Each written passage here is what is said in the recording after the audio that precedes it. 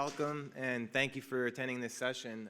It really, truly is an honor to be here to learn with you over this tremendous event. One of my favorite quotes is, when one person teaches, two people learn. And I enjoy coming to these events and getting to speak, mainly because I get to learn from you and get feedback from you and test these ideas. And I just want to quickly thank all of the people that have put this conference together. What a tremendous event, a wonderful group of people, particularly Andrew Eade for inviting me out here. And also, I just want to acknowledge, really what I'm going to share with you is a compilation of what I've learned and observed over my whole life really, but mostly the last 20, 25 years, working with diverse groups of people all over the world. And so I'm not really going to present anything that's too original. It's more a compilation of the best things I've found and tried to put them in a simple, digestible package for us. And so I want to acknowledge the people that I've worked with most closely at the University, Fresno State, my colleagues there, and of course, Human Kinetics publishers, been phenomenal, and Be Like Coach, a nonprofit in the U.S. Aimed at improving the quality of coaching in sport. And of course, Dr. Gilbert, my wife, who's here with me today, helping so I can test my ideas on her. But we're all coached. I'm coached every day, just like you, and I want to make sure these people recognize their contributions. So this is going to be, the way I've organized it is around this idea of culture, and not from a sociological perspective, as you've heard a little bit already at the conference, but more really from environmental.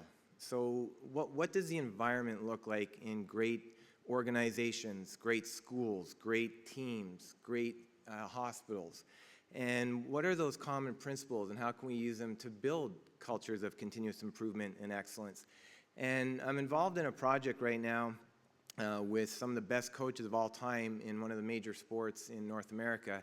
And I was reading one of the transcripts just about a week ago, and this quote just jumped off the page at me because this really captures it. This is a quote from a coach that won the national championship this year, and describing the moments in the locker room in the championship game. And it was a very challenging game, lots of adversity, and they end up winning. And this quote says it all for me. You know, our culture helped us win the game. So the culture is really the everyday things that we do, the environment, and the environment trumps individual behavior, intentions, and motivation. If you create the right environment, we're like water in a sense, right? We'll adapt to the container that we're poured into. So we create the right environment, and the behaviors will follow. So I love this example. So really the purpose today, what I'd like to share with you is evidence-based principles for creating cultures of continuous improvement and competitive excellence. And it's important that it's evidence-based. So I spend my time roughly equally between doing research, reading research, reviewing research, and in the field, coaching, working with coaches, trying to make sense of these ideas and apply them and see what really works. And some of the things or events that have really helped shape what I'm about to share with you cut across lots of different, all different domains and disciplines, and all different levels of sport, and all different sports, and from little kids and youth all the way through to Olympic and world champions. And these are just some examples, and plus my role as editor of the International Sport Coaching Journal, which I encourage you to check out online. You can see here we have phenomenal research and applied papers that we're publishing at the moment, I think, and I'm going to feature some of them today. And I like to use this image to kind of set the tone for what I'm going to share with you. This is an aerial shot of a neighborhood in Phoenix, Arizona, in the United States. And what often happens, and I see this all the time, we get very immersed in our own work, and we fail to see patterns. So if we only read our particular sports coaching journal, or we only interact with people in our sport, we really miss the opportunity to see these principles. So if we're on street level, for example, if we're on street level, we're not going to see this pattern, right?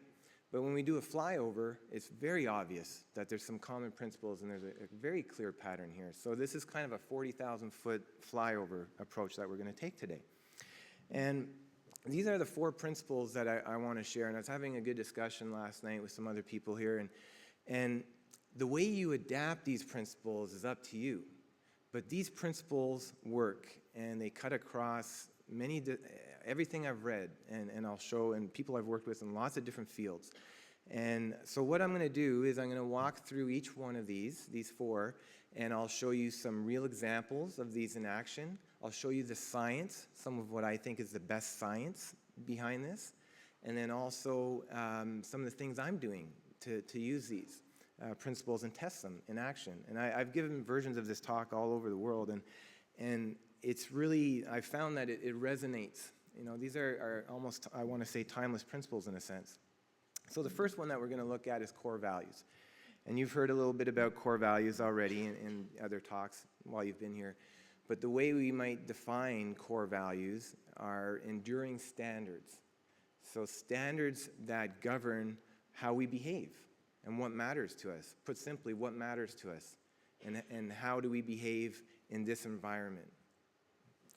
We might call these core values. And one of the core values that you're hearing more and more about now around the world in coaching at all levels is this idea, you just heard it this morning in the session, the athlete-centered coaching approach, or needs-based coaching approach, or holistic coaching. But really what it gets down to is you coach people, right? You coach people, not sport. People first and then sport, in a sense. This is an image of Urko Westerlund. He's the national team coach in Finland, ice hockey team. Great success at World Championships and also at the Olympics. And I actually heard him speak just recently, and he came out and he's coached for over 40 years. And he said, the one thing I've learned over all these years is you coach people first. Coach the person. Makes sense, doesn't it? And then this summer, this is an image of Jill Ellis, the women's national team coach of the United States soccer team. Won the World Cup in Canada this past summer. Also very successful at the collegiate level. And for her, again, you see the same idea, the same theme. Coach people. You coach people first, sports second. And of course, you have it here. You live it and you've heard it many times. Better people make better All Blacks. It's this idea of coaching people, right? And you may have seen this book. James Kerr wrote this book, Legacy. And I'll try to do this throughout the talk, also kind of highlight some of the key readings that I think you might enjoy and that I found coaches enjoy reading. And this other one is an image of a research paper that was done specifically on core values for the All Blacks. And there's really not much research in sport and coaching on core values. We talk about it a lot, but there's very few research studies. But this is one, and it just came out recently, and it really emphasizes these things that we're talking about. But if you want to get into the research behind it and why it matters and how it really works, this is some of the best research I found related to core values.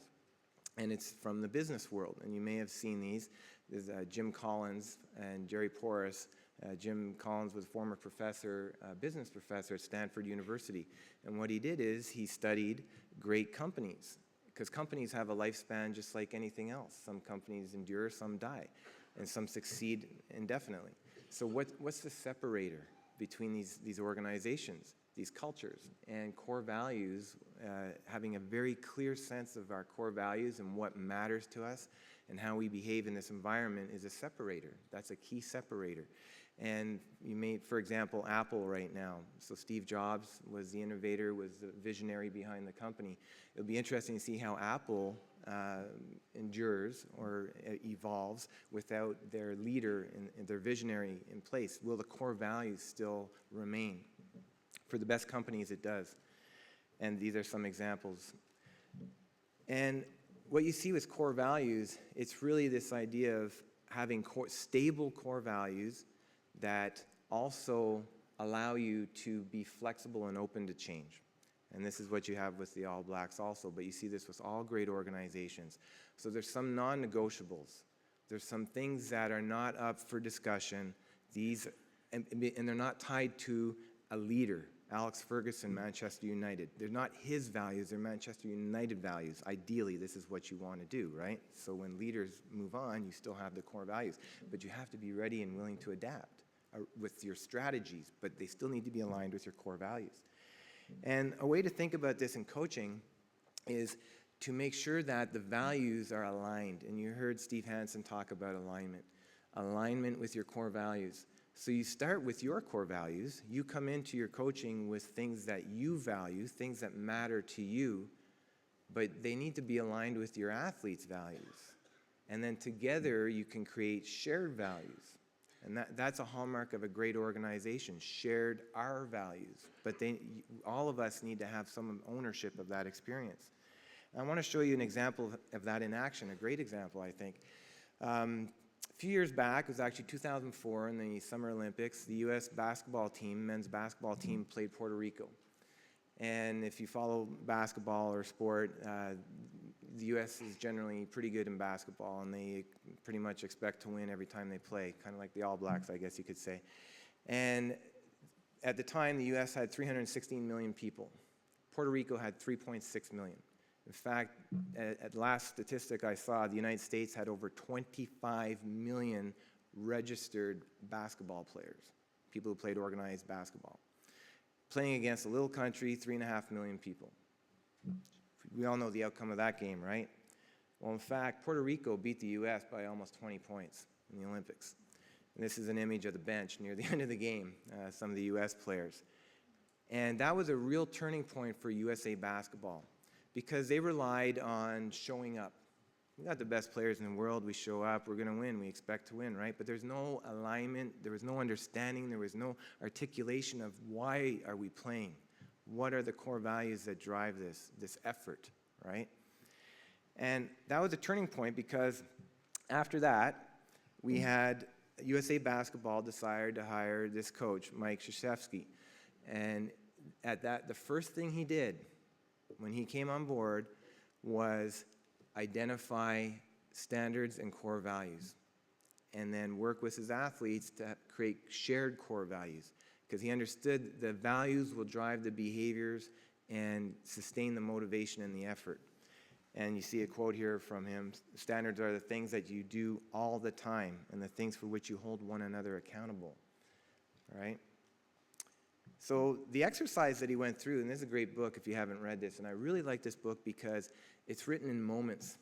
Oftentimes you get biographies or textbooks or autobiographies, for example, that take you through a coach's life. But this is a very simple series of moments from when he took over the team, the national team, to when they won their first Olympic gold medal at the 2008 Olympics under his direction. And it shows you how he identified and built the core values with his team and how he was able to get them to buy into those core values. He started with what matters to me. Then he met individually with some of the leaders, Kobe Bryant, LeBron James. What do you think of these ideas? What are your values? What are you hearing from your teammates? Then he met with the team. And in fact, he made sure that Kobe Bryant and LeBron James were on board with him. There was alignment between him and the leaders so that when he met with the team, the message was coming from their peer leaders, not from him. All right? Then we get to what matters to us. And I show you, he had many more. He had a full page of core values. But these are some of the core values. And the reason I share this with you is because it's not a mission statement, right? We all have mission statements, but nobody uses them. Nobody knows. I work with programs and teams all the time. You have a mission statement? I think there's one on our website somewhere. It doesn't guide behavior, right? It's kind of a dream or a hope. These are behaviors. And that's why, like when I work with coaches and they say, well, integrity or respect. Okay, what does respect look like? Put it in a definition. When you do this, this is respect. Okay, what does it look like? So this is an example of some of the core values and what they look like in action. And they've been unbeatable since they went through these activities. And he actually uses, he brought that with him from his job as a college coach at Duke University, where he's won 5 national championships. And he also, in that book, lists all the standards that he has developed with his team at Duke University. Same idea. So when you think of core values, think enduring standards that are, in many senses, non-negotiable, but they're flexible in a sense, depending on the team that you're working with, right? Year by year, perhaps. And we're going to take a little break at the end of each of these principles to reflect in line with what we're trying to accomplish with this event. So I'm going to give you 2 minutes to speak with the people around you related to this question. Because we say, oh, I know what my core values are. Respect is really important, punctuality or whatever it might be. If I came out to one of your practices or one of your training sessions, would I be able to see your core values? So if after your practice session, would I be able to write down what I think your core values are? Would they be evident in what you do and what your athletes do? So we'll take 2 minutes on that. Okay, thank you. So we can bring it back in and we'll keep moving. Another question I sometimes ask coaches is, if I went and asked your athletes, would they be able to tell me what your core values are? I think so, maybe. Which athlete? So, well, it should be tattooed on every one of their brains. They should be able to recite those, live those, know what they look like, hold each other accountable to those. That's what the best teams do, right? Collective accountability. Accountability for what? For core values and standards. The second one that I want to share with you is personal mastery. So the first one is, why are we doing what we do and what really matters to us, right? Because we all want to win. Winning is a given. Everybody strives to win. So what else is really driving us? And the second principle would be what I refer to as personal mastery. And there's a lot of information related to this. And the way I define this would be the self-driven passion for continuous learning. And you've seen athletes and people like this. You're probably one of these people because you're here. You want to learn. You want to get better. You take initiative, right? I don't have to get on you to practice. You want it. How much of that is trainable? How much is that innate? Lots of debate about that. For sure, there's a bit of both there. This is an image of Karch Karai. You see him. He's the head coach of the women's national team for U.S. volleyball. Do you think he's excited? He's got his arms up like this. You maybe have had this feeling, right? And maybe it was a youth sport event, but just the feeling of relief and joy, just joy, all the work, all the effort, and to see your athletes perform when it really matters. This was in Italy a few months ago at the World Championship. Actually, it was last year now, at the World Championships. And any ideas how many? There's been 17 World Volleyball Championships for women. Any idea how many the U.S. has won? Who says more than 5? Show of hands. Well, the answer is 1. This was their very first World Championship. They're usually very competitive in volleyball, silver medals, finalists, things like that. Never won a World Championship. Karch Karai was hired just 2 years before they won their first World Championship. And I show this example because a week after they won, I was in a room teaching a coaching session, and who's sitting in the room? Karch Karai. So he was also voted the all-time greatest volleyball player of the 20th century. Olympic gold medalist in beach volleyball, indoor volleyball, collegiate champion. And he's sitting in a classroom listening to me talk about coaching. I thought, okay, let's see, this will be interesting. But guess what? Who do you think the first person was in line after my talk with a notepad and a pen to ask me a question? The most successful coach in the room. And that says everything right there. Titles don't mean anything. And I've worked with Coach Wooden, John Wooden, I'll talk more about that later. And he used to like to say, everyone is a teacher to someone, right? And so when he was talking to me, and I was asking him more questions than he was asking me, and I thought, wow, this guy lives it. I understand why he's so successful. And one thing that he shared with me is a lot of his philosophy is based around this book he read called Growth Mindset. And you may have seen this book, very popular book now. Coaches love this book, a little paperback book. And really what it is, it's a compilation of 40 years of research by Carol Dweck, a psychologist at Stanford University. And she's not a sports scientist. She doesn't do research in sport, although there are some people who've now started to do that with her. And the idea behind this very simple book, it's a very powerful book, is that the way you give feedback to people and the way you view ability and talent, in a sense, has a very profound effect on how the people you're leading are going to think about themselves and how they're going to respond to feedback and how they're going to act. There's some very powerful, like the worst thing you can ever do with a child is tell them they're smart. In fact, I remember one day we have young children, and my daughter was in grade 2 or 3, I think, and we were meeting with the teacher, and she said, "Oh my gosh, your daughter's so smart." I said, "Don't ever tell her she's smart.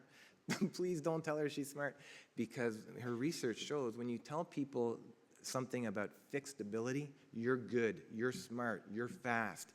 They embed that as part of who they are. I'm fast. And then guess what? Someone beats them as they move up the chain. And maybe they don't train as much as they should. All of a sudden, I'm not fast. It's not, I didn't work hard enough or I have to train harder. I'm not something I used to be, right? So she distinguishes between what she calls a fixed mindset. So two ways of looking at talent and ability. A fixed mindset, which is this idea that talent is innate in a sense. So it's kind of, you have a fixed amount of talent and you are something, right? And kids get this in school all the time. We do it as coaches at young ages too. And when you have a fixed mindset, your focus really is on proving your ability. So why would I take chances? Why would I take risks? Especially in practice. I don't want to look bad, right? But the opposite of that is a growth mindset. The title, one of her key themes, a growth mindset. And the difference here is people with a growth mindset focus on improving ability. It's a subtle but huge difference. And there's a lot of research behind this. And so the book is a nice introduction to that material, easy to read. So Karch was telling me that this book had a profound impact on his coaching. Remember, he'd only been coaching the team 2 years. And so he decided that I'm going to build my coaching philosophy around this idea of a growth mindset. And this is a written example of the pillars of his coaching philosophy. And you see the first pillar is growth mindset. And he uses that term with his athletes.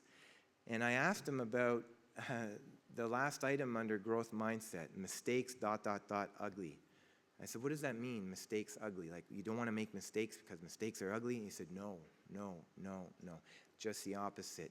We want to practice ugly. We want to be making mistakes.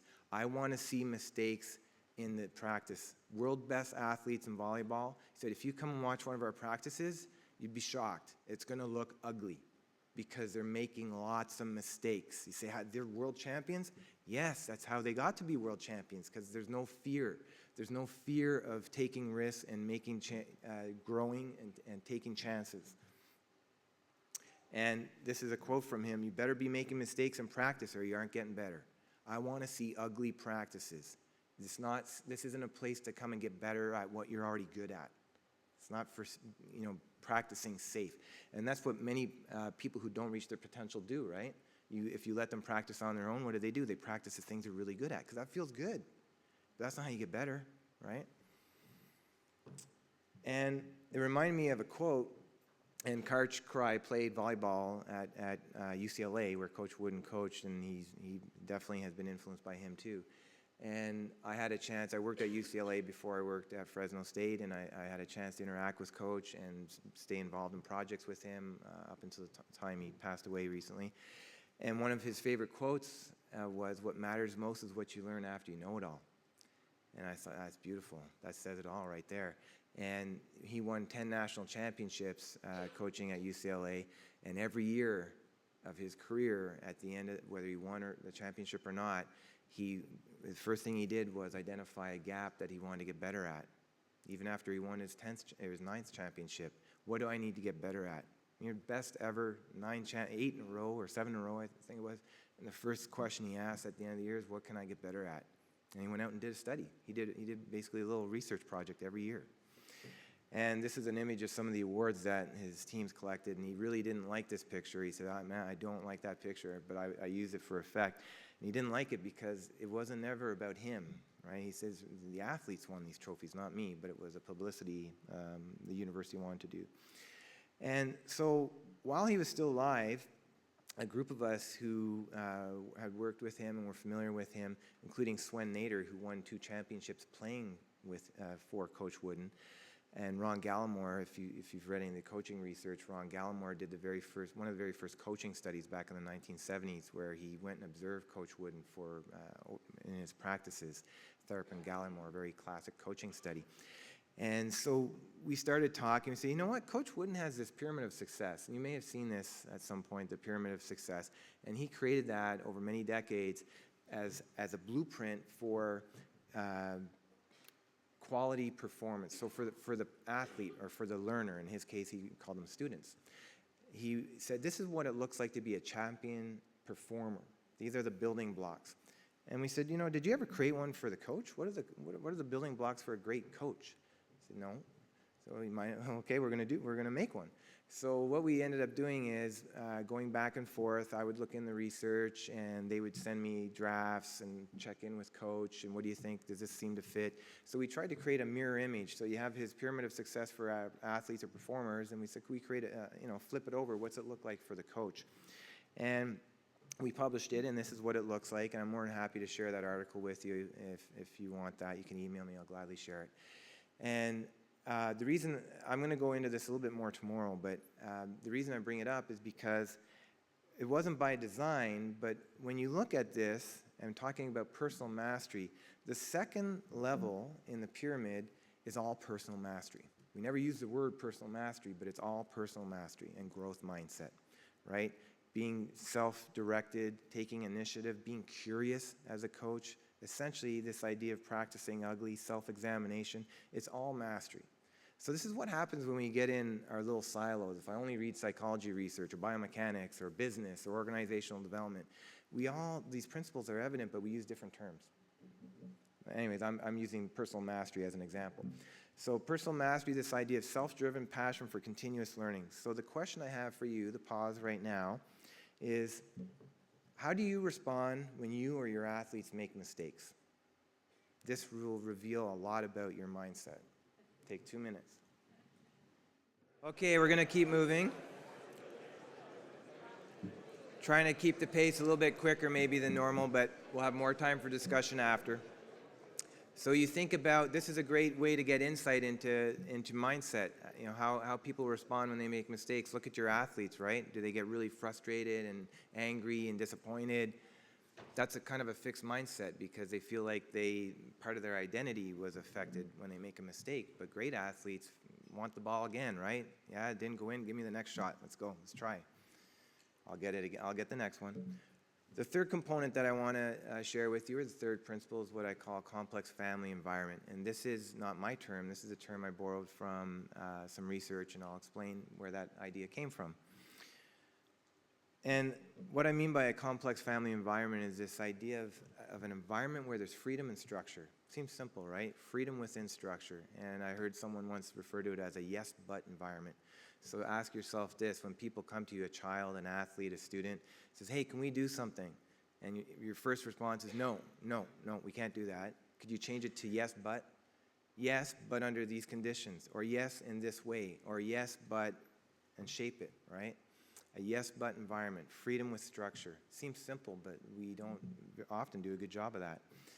An example of that in action is Phil Jackson, one of our great coaches of the past few decades. And this is also a book that I really enjoyed and coaches really enjoyed.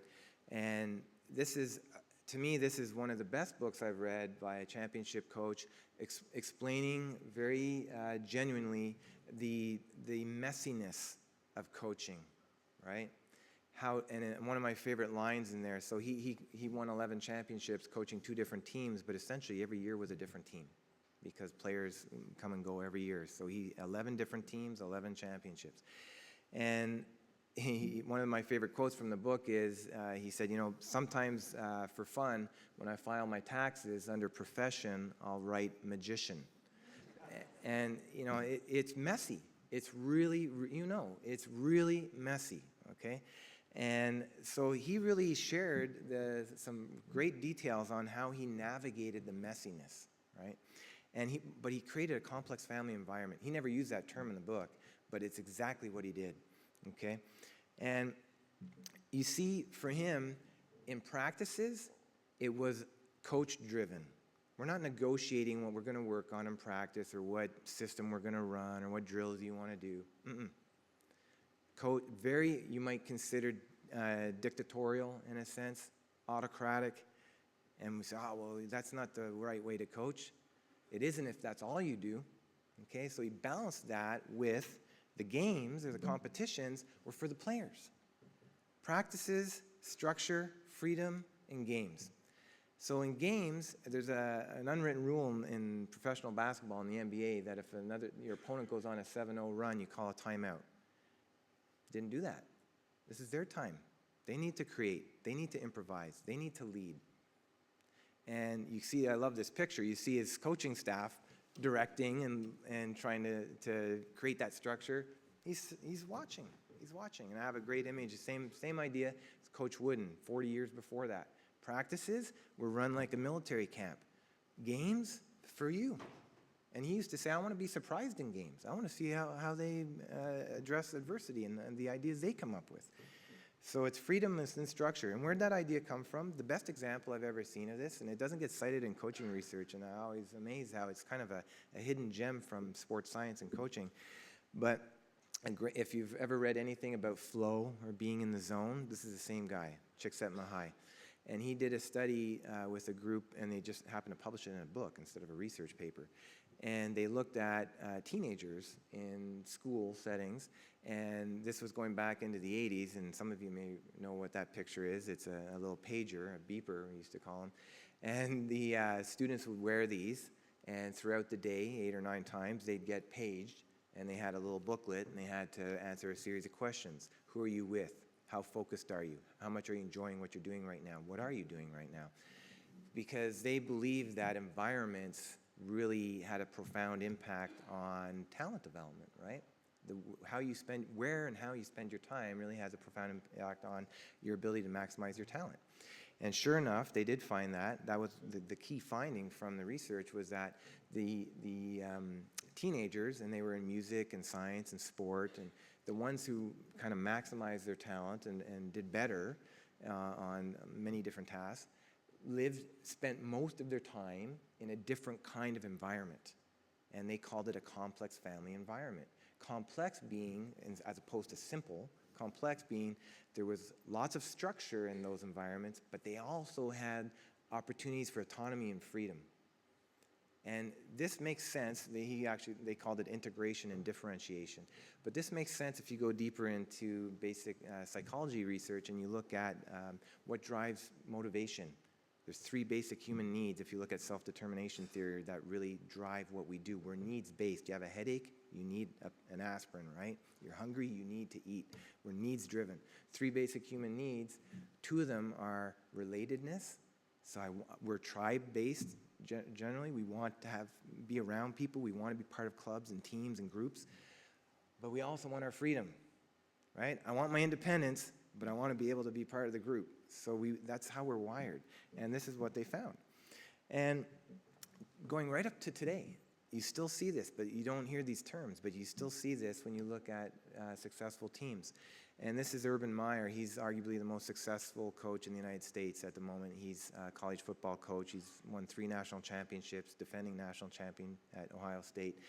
And we were fortunate in our journal to have a paper just published with him where he explained his leadership approach.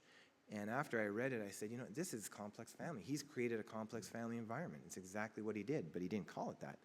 And what he does for his leadership system, it's a graded complex family leadership approach, essentially.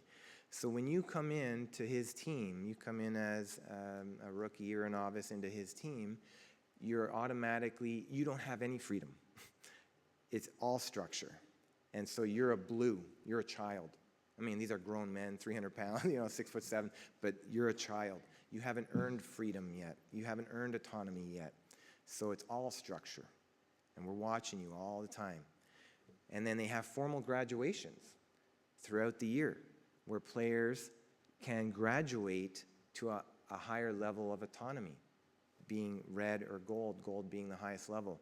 And red, you get a little bit of freedom, a little bit more autonomy.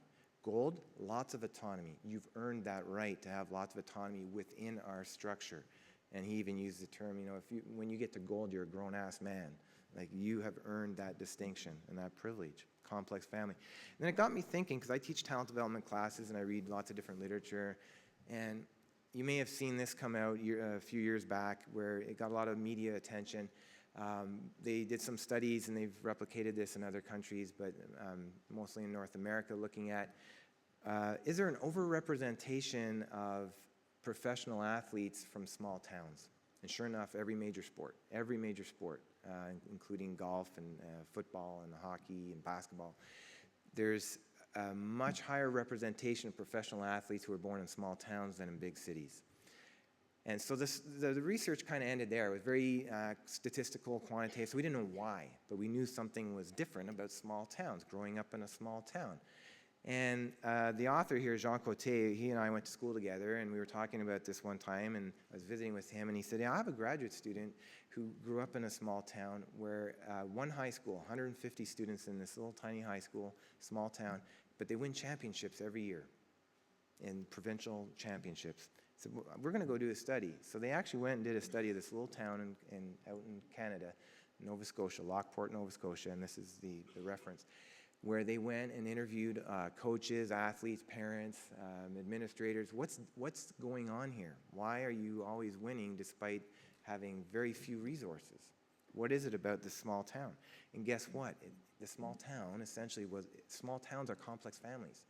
In small towns, kids get, in this particular small town, they do have organized sport leagues, they do have teams, so they do get coaching, they do get structure, but they also have fewer opportunities for structured activities. So they have more free time. So they have what we might call more free play. They get to scrimmage, they get to play mixed age games, they get to play outside of formal coached experiences. So it's really deliberate practice and free play, which is essentially support and autonomy, complex family. And you have that right here in New Zealand, because just recently, Tanya Cassidy shared this with me, and we started to write up this paper, this research that they did. So we found the same thing on the other side of the planet, small town, same thing.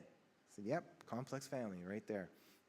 So when you think of complex family environment, can you create a complex family environment? Most definitely you can. Freedom within structure. So the next moment I want to give you, a couple minutes, is to reflect on this idea. How well do you think you balance structure or coach-directed activities with athlete-directed activities or athlete choice? If I went and watched a practice, would I see any athlete freedom, choice, autonomy in your practice? Take 1 or 2 minutes on that. We have one last principle to go through. And I hope you do continue to discuss this and think about this and reflect on this as we go through the event and as you go back to your practice. One thing I do when I coach youth sport, always the first 10 minutes of practice is for the kids. It's social time, because kids are coming to practice from school or other events, and now they're with their friends. They want to talk, they want to chat, they want to catch up. So I could start yelling at them, barking at them, and trying to get them to pay attention, and give them 10 minutes, and then get out of their system. That's their time, that's their free time, and it works great. Autonomy and structure. The last principle I want to share with you is what I refer to as authentic learning. And this is a term that I spent a lot of time trying to figure out what's the best term for this. And I think this really captures it, because you're always learning. We're always learning. You're learning right now. But it's not necessarily authentic learning. And this is very important. You see this in the best organizations. So for me, authentic learning is learning that's embedded in your everyday work. It's not going to a clinic. It's not going to a workshop. It's not coming to a conference. This is important. This is very important. But it's not authentic learning, because now you have to take what you're hearing and reading and try and adapt it and apply it back to something you're going to do with your team or with your athletes or in your own life. But what about learning on the job, essentially, right? And we see this all the time as a big issue. For example, in North America, we have in schools 40 years and billions of dollars of research trying to figure out how to make better schools and better teachers. And typically what we do is we assign some professional development days, right? 1 or 2 days a year or a semester where schools close and the teachers get together and they learn. Why would you learn 1 day a year? You should be learning all the time. But we don't give them time to do that, do we? They're so busy teaching. So here you have an image of a Toyota Corolla, and this is the world's all-time #1 selling car. And I share this example with you because Toyota is a classic example and very researched example of a learning organization. In fact, we can make a connection between Coach John Wooden and Toyota because Coach Wooden served in the Navy in World War II, and the U.S. government implemented a system to ramp up production of equipment during World War II in factories across the nation. And so they tried to standardize and create a system for embedded or authentic learning, We don't have time to train and test people. We have to produce material right now. So you need to be learning as you're doing this, and we need a system for that. Coach Wooden was exposed to that, used those ideas in his coaching, and in fact, after World War II, the U.S. went to Japan, sent a team over to teach Japanese companies how to use that system. They used it, and then they basically took over American productivity, and Toyota became the #1 car company in the world. And then guess what American car companies did? They went over to Japan to learn the Japanese way of management. We taught them back in World War II. Well, I mean, we all learned together, but so there's a connection there. And in fact, what you see when you look at these learning organizations is what we call a PDCA cycle. You may have seen this if you've read business literature. Plan, do, check, act, repeat. Plan, do, check, act, repeat. So it's embedded in everything you do every day. And it's also sometimes referred as the Deming cycle, named after an American organizational psychologist, Edward Deming. And if you look at Toyota's latest version of their symbol, in a sense, it's the plan, do, check PDCA cycle in an image for Toyota, where you have this idea of thinking, the little bubbles above the head, and constant movement through the cycle. So it's PDCA, that's how they really embody what they do, and with great success.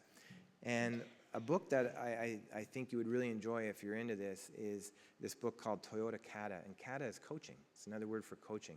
So it's a whole very interesting research on how Toyota coaches their people. And really, the way they approach their business is they're not a car company. We build people who happen to build cars. So they coach. Every employee in Toyota has a one-to-one peer coaching relationship, every employee. And this is an example of a card that all managers have with them at all times in Toyota. And they walk around the production floor and they're asking these questions. What are we trying to achieve? What's the gap between what we're trying to achieve and what we are achieving? How can we close that gap? When can we go and test the idea and see if it works? Plan, do, check, act, in action.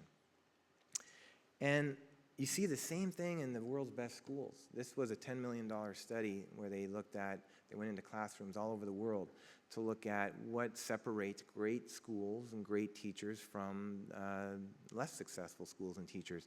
And they really, you see this in Japan and Finland in particular, but Japan is one that there's been a lot of research on this, and they call it lesson study. And we've tried this in other schools in other countries now too, but it's really embedded in the culture of teaching and learning in schools in Japan. And I had a chance to work with Brad Ermeling a little bit. He spent time in Japan, he studied this, and what you find there, as opposed to schools in many other countries where teachers teach all day, and once a semester or once every month they get together in learning teams, or they'll have a professional development day to try and learn and discuss what they're doing. It's embedded in everyday work in the schools in Japan. So teachers plan lessons together. So all the grade 3 teachers or all the math teachers in a school, for example, will plan, but it's not on weekends or in the evenings. They're in the classroom less. They teach less, and they have time dedicated to learning, authentic learning. They plan lessons together. They test them together. So here you have image of, this is a classroom, and you have the other teachers in the school observing the lesson that we co-created that I'm now teaching. Then we debrief it. What worked? What did you notice about the students, about engagement, about the types of questions they asked? What do we have to change? Let's do it. So authentic learning embedded in everyday work. And we did a study. We were fortunate enough to actually have a 10-year study where we had data on a coach who was about to quit, was miserable, losing, just burned out, and decided, I need to do something to get better. Happened to connect with Coach Wooden, and we had data on him over 10 years, and we saw this incremental change where he went from not using an embedded learning approach to using a plan, do, check cycle. And what we found with him, this is him here, Coach Hank Bias, and a picture with him with Coach Wooden. And what we found with him is there's 4 features of reflective practice or authentic learning that really embodied what he did and the transformation that he had. One was you get really good at focusing on things that matter. And as coaches, everything matters, right? Your job's never done. But the best coaches get really good at learning what to ignore. Everything doesn't matter, right? Identify the separators, the high-impact performance gaps, okay? Then make detailed action plans on how I'm going to close those gaps, all right? And this is critical. You use evidence to drive the next step. So not opinion, not what you think is happening. I think they got it, or I think they like it, or I think it's working. What evidence do you really have? Quantitative, qualitative evidence. What data do you collect to drive this cycle? All right? And then get busy repeating that cycle, incremental steps. And you see this with all championship teams and great businesses. There's no breakthroughs. There's slow, steady, incremental progress. And then you see, oh, wow, a great breakthrough, but it was many years in the making, right? This is one of my favorite quotes. Think evolution, not revolution. And that sums it up. Think evolution, not revolution. But we do that a lot, don't we? We fire a coach because we want a revolution. New system, new model, new strategy, new philosophy. It doesn't work. Often, typically. I mean, we need to have that legacy of incremental change, right? So when you think of authentic learning, you can think of these examples. How can we embed our learning in our everyday work, all right? I'll give you 1 minute on this, and then I just have one last slide. I'd like you to think about, actually, no, we'll leave you with that one because I'm just about done, so you can discuss this one on your way out. But ask yourself, how do you know if you're doing a good job as a coach? What evidence do you have that you're doing a good job? Other than, obviously, the scoreboard. How do you know if you're doing a good job, right? And so these 4 principles, for the last 5 years, I've been testing these with all different levels of sport and teams, but primarily actually with the high school. 23 different sports, the entire program. We said 750 athletes, 23 sports. Can we create a culture of continuous improvement and excellence across the entire athletics department? And they've been experiencing record participation. Kids are having more fun. They're coming back, and they're winning. And they're winning. If you want to read more about this, this is an article that we just published that summarizes a lot of the science and examples related to this approach and these principles, and we referred to it as a long-term program development approach, kind of as a complement to long-term athlete development, or LTAD, where what we do with LTAD, or what we do with most coach education, we pull the athlete or the coach out of the system, try and educate them, and then try and put them back. But what you really need to do is have that authentic learning and these principles embedded in the entire system. So it's more a systems approach, right?